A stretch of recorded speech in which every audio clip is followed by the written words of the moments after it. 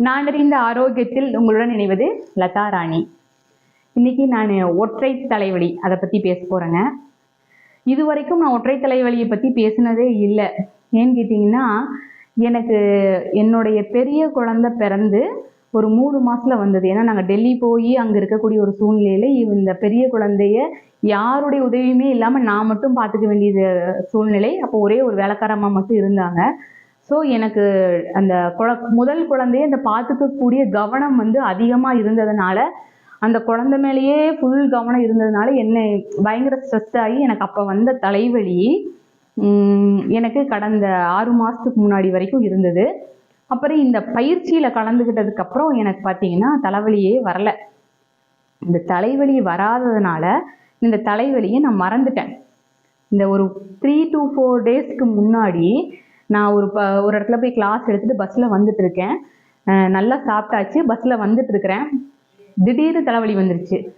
அப்போ தான் எனக்கு ஞாபகம் வருது, நமக்கு இந்த 6 மாதமாக இந்த தலைவலி இல்லை அப்படின்னு சொல்லிட்டு. இப்போ இதுக்கு ஏன் வந்திருக்கு அப்படின்னா, இதை பற்றி நம்ம பேசணுங்கிறதுக்காக கூட அது வந்திருக்கலாம் அப்படின்னு சொல்லிட்டு. இந்த ஒற்றை தலைவலி அனுபவத்துகளுக்கெல்லாம் தெரியும், அது 24 மணி நேரம் இருக்கும். அது வந்திருக்க அந்த சமயத்தில் பார்த்தீங்கன்னா சாப்பிட முடியாது, மோஷன் போகிற மாதிரி ஒரு ஃபீலிங் இருக்கும். அதுக்கப்புறம் ஒன்றா வாமிட் வரும், இல்லைன்னா மோஷன் போகும். இந்த 2ல் ஏதோ ஒன்று நடந்தது அப்படின்னா அந்த வலியினுடைய தாக்கம் கொஞ்சம் கம்மியாக இருக்கும். அப்புறம் அந்த எந்த டைமுக்கு வந்துச்சோ 24 hours இருக்கும். அடுத்த அந்த 24 hours முடியும் போது அது அப்படியே நமக்கு போகும். இதுதான் நான் இந்த 19 வருடம் அனுபவித்ததில் என்னுடைய அனுபவம் அதுதான். அப்படி இருக்க பட்சத்தில் இப்போ நேற்றுங்கிற அந்த 4 நாளைக்கு முன்னாடி பஸ்ஸில் ட்ராவல் பண்ணிட்டு இருக்கும்போது அந்த தலைவலி வந்தது. நான் உடனே என்ன பண்ணிட்டேன்னா, கண்ணை மூடி ஒரு 5 நிமிஷம் உட்காந்து நன்றி மட்டும் சொன்னேன். இத்தனை நாள் வரல, இப்போ வந்திருக்கு, ஸோ நன்றி.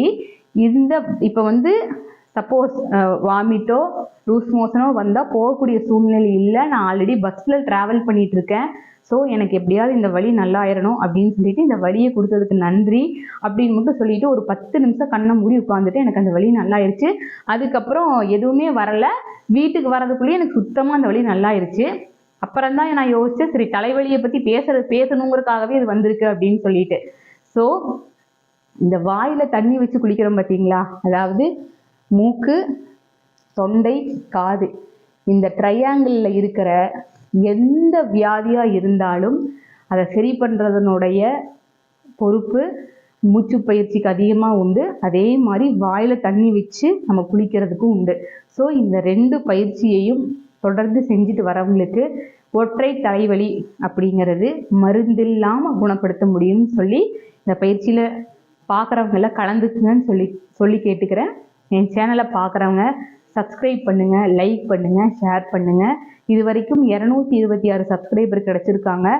எனக்கு சப்ஸ்கிரைப் பண்ண அனைத்து சகோதர சகோதரிகளுக்கும் நன்றியும் வணக்கத்தையும் தெரிவித்துக் கொள்கிறேன். நன்றி, வணக்கம்.